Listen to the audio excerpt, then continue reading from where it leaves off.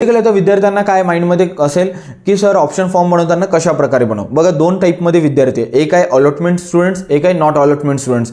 ज्यांना पहिले कॉलेज मिळालं त्यांच्यासाठी सांगतो. फॉर एक्झाम्पल तुम्हाला एखादं कॉलेज मिळाले, माईट बी तुम्हाला ब्रँच आवडली असेल किंवा कॉलेज आवडलं असेल किंवा दोन्ही गोष्टी आवडल्या नसेल, व्हॉट एव्हर, ते तुम्ही तुमच्या पद्धतीने कन्सिडर करा. फॉर एक्झाम्पल मला एक XYZ कॉलेज मिळालेलं आहे. आता या XYZ कॉलेजच्या वर जेवढे पण कॉलेजेस मी पुट करणार आहे ते सगळे बेटर कॉलेजेस असले पाहिजे मित्रांनो.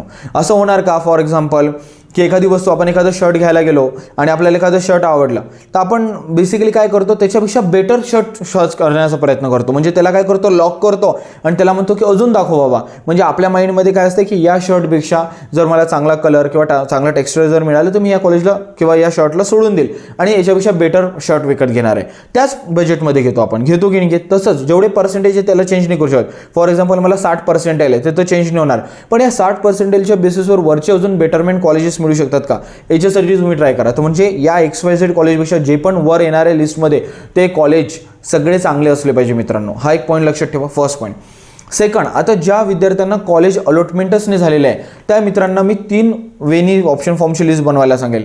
एक आहे ड्रीम कॉलेजेस, जेवढे पण ड्रीम कॉलेजेस आहे ते पुट करा. सेकंड आहे रिअलिस्टिक कॉलेजेस, म्हणजे तुमचे 60% आहे तर प्लस मायनस 2 to 3%, म्हणजे 60% आहे तर तुम्ही 65, 70, 62, 63 या टाईपचे कॉलेजेस टाका. अँड थर्ड अशा टाईपचे कॉलेजेस टाका जे सेफर कॉलेजेस आहे, म्हणजे तुमचे 60% आहे तर त्याच्यापेक्षा 58, 57, 55% वर मिळणारे कॉलेजचं सिक्वेन्स सुद्धा अरेंज करा. कारण मित्रांनो ऑलरेडी कसं झालेलं आहे, तुम्ही थोडं लेट झाले. जे कॉलेज तुम्हाला 60 वर किंवा 61 वर पण मिळू शकत होता ते आता अलॉट होऊन गेलेलं आहे कोणाला तरी. तर म्हणून थोडे सेफ कॉलेजेस सुद्धा टाका आणि ट्राय करा की कॅप 2 मध्ये तुम्हाला सीट मिळाली पाहिजे. आलं लक्षात. आता मी एक मोठी गोष्ट सांगतो जे तुम्हाला माईट बी काही युट्यूबरचं सांगितलं असेल किंवा कोणी नाही सांगितलं असेल, डोंट केअर. तुम्ही ऑप्शन फॉर्म कॅप 3 पर्यंत फिल करा. म्हणजे या ऑप्शन फॉर्ममध्ये पण जर तुम्हाला मनासारखं कॉलेज नाही मिळालं किंवा सीट अलॉट झाली नाही, don't lose hope, don't get panic, just be relax. तुम्ही कॅप 3चा पण ऑप्शन फॉर्म फिल करा. मी हे सजेस्ट करणार. का बरं, कारण मित्रांनो काय होते, ह्या ज्या डिफेन्सच्या सीट, PWDच्या सीट्स रिझर्व आहे, या सीट जर आता मिळाल्या नाही तर त्या कॅप 3 मध्ये जनरल ओपन सीट टाईपमध्ये कन्वर्ट होतात आणि ते तुम्हाला पण मिळण्याचे चान्सेस आहे. तर कॅप 3 पर्यंत ऑप्शन फॉर्म भरा आणि तेव्हाही नाही मिळालं तर मग काय त्या कॉलेजला जाऊन रिपोर्ट करून ते ॲडमिशन करणं आहेच मित्रांनो, आहे की नाही. तर थोडं पेशन्स ठेवा, थोडं व्यवस्थित पेशन्सली फॉर्म फिल करा.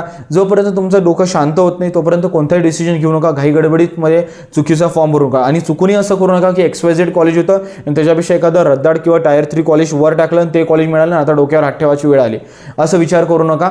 चांगलं कॉलेज टाका, शांततेत ऑप्शन फॉर्मची लिस्ट बनवा आणि मित्रांना एकमेकांना मदत करा मित्रांनो. असं नका विचार करू, कारण सक्सेस इज कंपल्सरी. तुमचा मित्र सक्सेसफुल होईल, त्याला चांगलं कॉलेज मिळेल तर तुम्हाला तिथे काही प्लेसमेंट ड्राईव्ह असेल तर तो तुम्हाला सांगेल. ते एकमेकांना सहाय्य करू, अवघे धरू सोपंत, हे नेहमी लक्षात ठेवा. तो व्हिडिओ बघण्यासाठी शेवटपर्यंत धन्यवाद. या व्हिडिओला जास्त शेअर करा, लाईक करा, चॅनलला सबस्क्राईब करा. भेटूया पुढच्या व्हिडिओमध्ये.